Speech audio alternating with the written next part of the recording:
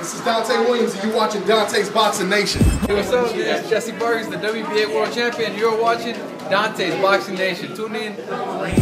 Dante's Boxing Nation, what's going on, guys? So the WBA IBF light heavyweight champion of the world, Bernard Hopkins, has said that he would be willing to face Gennady Golovkin if he were to get past Sergey Kovalev in November. He even hinted that he would be willing to even fight Andre Ward in the future for the right money.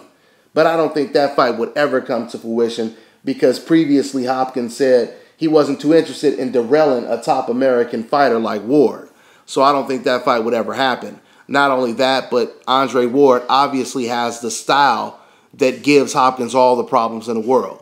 All of Hopkins' defeats were against boxers. And this is the reason why Bernard Hopkins, he loves this opportunity to go up against power punchers like Golovkin and Kovalev. Because Bernard understands that while casual fans are going to be thinking, oh my goodness, Bernard is going in there with the Terminator, the power puncher, this and that. And Bernard, he's saying to himself, little did these guys know, this guy is tailor-made for me. He's tailor-made for my style. The only chance he has is knocking me out. And I ain't never been knocked out before. This is the way Bernard Hopkins is looking at the situation, right? So anyway, this is what Bernard Hopkins had to say about possibly fighting Gennady Golovkin in the future. Quote, "It's all about the better deals. It could be down in weight or it could be at my weight. It could be at 167 or it could be at a catch weight with somebody coming up. Who knows? Might be a 4-letter word, referring to Ward. Might be a 3-letter word, referring to Gennady Golovkin. Who knows? I don't like the 4-letter word, but the 3-letter word sounds good. Who knows what takes place?" End quote. Now, like I said before I read that quote, obviously Bernard Hopkins doesn't really have an interest in facing Andre Ward, but he definitely likes the idea of facing Gennady Golovkin, considering he gets past the very tough Sergey Kovalev, which can be an easy fight or it could be a very difficult fight, really depending on which Sergey Kovalev shows up in that ring. You know, after watching some older Kovalev fights, I have to revise my breakdown prediction video that I just did the other day when it comes to Hopkins versus Kovalev. Because see, when I did that video, I was basing my prediction solely on Kovalev's last 3 fights. Cedric Agnew, Ismail Salik, and Blake Caparello, right? But I actually forgot about the Cleverly fight. I completely forgot about that fight. And I think it might be because I don't think I ever watched the entire fight. I watched clips of the fight. But last night I watched the whole fight. And then after that, I even watched Kovalev spar with someone. And he was sparring with somewhat of a, kind of like a slick boxer with a good jab. And Kovalev was doing very good, thinking in the ring.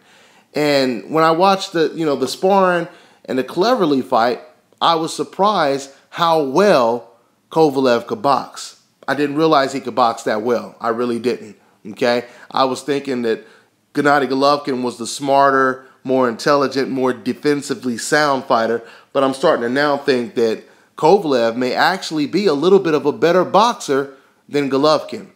And if the Kovalev who fought Cleverly shows up, Bernard Hopkins is going to have his hands full. He's going to definitely have his hands full. Now, if the Kovalev that fought Cedric Agnew shows up, then that's going to put a big-ass smile on Bernard Hopkins' face. I can guarantee you that. Because it should be easy pickings, as long as he doesn't get caught with some lucky lotto shot that knocks him out, right? But nevertheless, that makes this fight a lot closer. This fight is much more of a 50-50 fight. I mean, it was already a 50-50 fight, but it just seemed to me like Bernard Hopkins was either going to dominate and outbox Kovalev or possibly get knocked out in the process. Now I believe, after what I just witnessed, that Kovalev, if he's intelligent and smart, he may make this a Roy Jones, Bernard Hopkins type fight. He might make this a Roy Jones, or maybe I should say he may make this a Jermaine Taylor, Bernard Hopkins type of fight. Yeah, that's the best way to put it. Boxer versus boxer, and we know that Bernard Hopkins does not like boxers. But I will say this though, man. Let's just say, hypothetically, if Hopkins were to get through Kovalev, win the fight in an undisputed, convincing fashion, and then turned right back around and fought Golovkin next and then beat him, oh man, Hopkins would change the game. He would completely change the game. I mean, we'd probably be talking about pound for pound 1 and 1A, right? Now, I know some of you guys are saying, no, forget that, Dante. Hopkins, he would definitely be number 1, and Floyd Mayweather wouldn't be number 1 anymore. Just keep this in mind, guys. Understand this.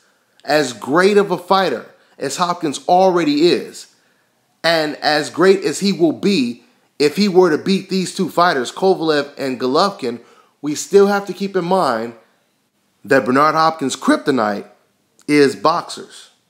He has a lot of defeats against boxers. So we have to keep that in mind. That is his flaw.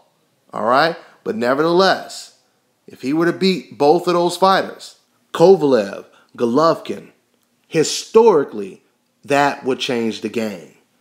I mean, hell, that's like beating 2 Ivan Dragos back to back, you know? So once again, it'll be interesting to see what happens in this Hopkins versus Kovalev fight. It is a 50-50 fight, and I can't wait to watch it.